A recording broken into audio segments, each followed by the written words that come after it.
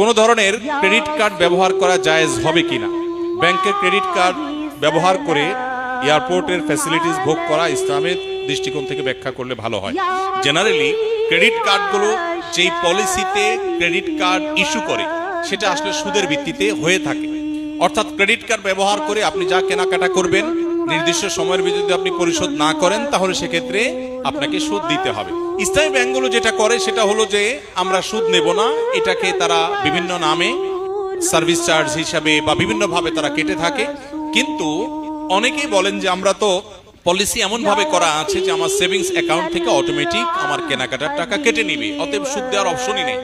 এরকম হলে তিনি তো সুদ থেকে বেঁচে আসেন, কিন্তু যে এগ্রিমেন্ট হয় সেখানে তো লেখা থাকে যে আমি যদি পরিশোধ না করি এবং নির্দিষ্ট টাইম পার হয় তাহলে আমাকে অতিরিক্ত পেমেন্ট করতে হবে। এটা আসলে সুদের চুক্তি, এই জন্য এটা আসলে জায়েজ হয় না। এখন যদি কোনো ব্যাংক এরকম শরিয়ার সব শর্তগুলোকে মেনে কার্ড ইস্যু করতে পারে, সুদের ধারে কাছেও না থাকে, তাহলে সেটা জায়েজ হতে পারে, কিন্তু এটা সুদূর পরাহত। আমি আমার বন্ধুদের প্ররোচনায় পড়ে জিনার মতো কাজে নিজেকে জড়িয়ে ফেলেছি, নাউজুবিল্লাহ।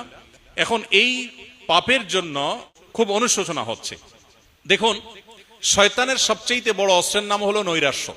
শয়তান মানুষকে আশাহত করে দিলে এটা হয় তার সবচেয়ে বড় সাকসেসের বিষয়। আর ইমানদারের কাজ হলো কোনোভাবে শয়তানকে সাকসেস হতে না দেওয়া। আল্লাহ বলেছেন লা তাকনাতু মির রাহমাতিল্লাহ, আল্লাহর রহমতের আশা কখনো তোমরা ছেড়ে দিবে না, কখনো নিরাশ হবে না। ইন্নাল্লাহা ইয়াগফিরুয যুনুবা জামিআ, আল্লাহ সকল গুনাহ মাফ করে দিবেন। এমন কোন পাপ নেই যে পাপ আল্লাহ মাফ করবেন না। ক্ষমার অযোগ্য বলতে পৃথিবীতে কোনো পাপ নেই। শিরকে আল্লাহ মাফ করবেন না যে কোরআনে বলা হয়েছে, এটারও ভুল মিনিং আমরা অনেকে জানি।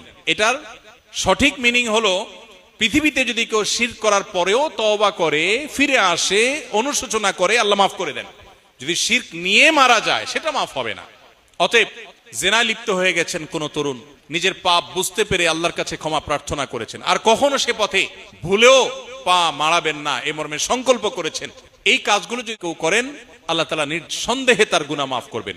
এবং আল্লাহর প্রতি সেই আত্মবিশ্বাসে আস্থা থাকতে হবে। বিধায় হতাশা নয়, বরং আল্লাহর প্রতি আত্মবিশ্বাসী আমাদের থাকতে হবে। 2 ডিসিমেল 2 কাঠা জায়গায় আমাদের মসজিদ, এখানে জায়গা হয় না। এখন আরেকজনে 15 ডিসিমেল জায়গা দিয়েছেন, তাই নতুন মসজিদ হচ্ছে। এখন পুরাতন মসজিদ কি করব দয়া করে জানালে ভালো। কোন জায়গায় যদি মসজিদ হয় কিয়ামত পর্যন্ত সেটা মসজিদের মর্যাদায় থাকে, সেটাকে মসজিদের মর্যাদায় দিতে হয়। এই জন্য কোন জায়গায় একটা ছোট মসজিদ আছে, এটা সংকুলন হচ্ছে না, খুব ভালো কথা, তো একটা নির্দিষ্ট দূরত্বের পর আরেকটা মসজিদ হবে। কিন্তু এই মসজিদটা একবার মসজিদ হয়ে গেছে, এটাকে মসজিদের জায়গাটাকে পরিবর্তন করে এটাকে মানুষের ঘরবাড়ি বানানো, অন্য কিছু করা